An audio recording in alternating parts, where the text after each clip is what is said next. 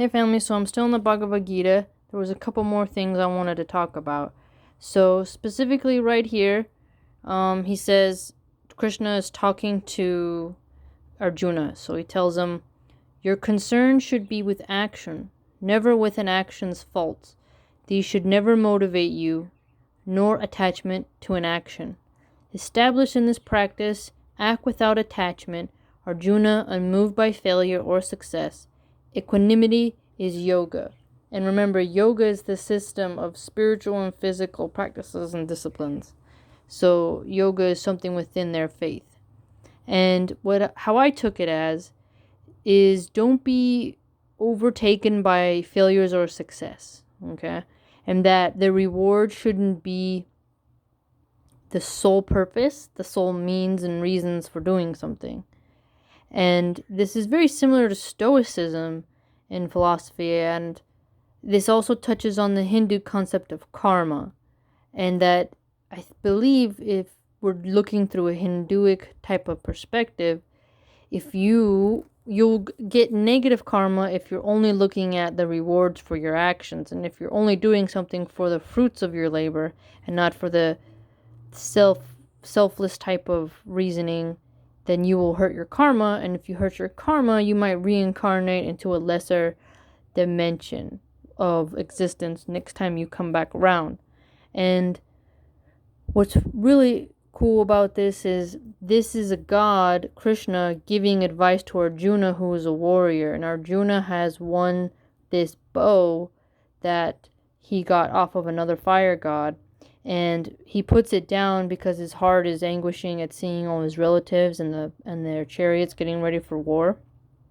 And he's kind of come off his rocker a bit, and Krishna has to kind of give him a pep talk. So what's going on here is that he's giving some spiritual yet logical reasoning through the karmic lens about why he has to go to war and why he cannot just decide not to. It's really fascinating.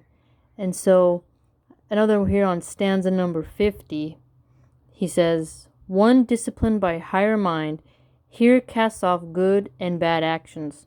Therefore, be yoked to discipline in skill in actions. So skill in action, I believe, how I'm taking it is not only for his battle performances that he'll be doing, but also through practicing and his duty, in a sense, like doing his duty as a warrior in his caste system. And he has to be of a higher mind and stick to the laws of Hinduism when it's coming to this battle.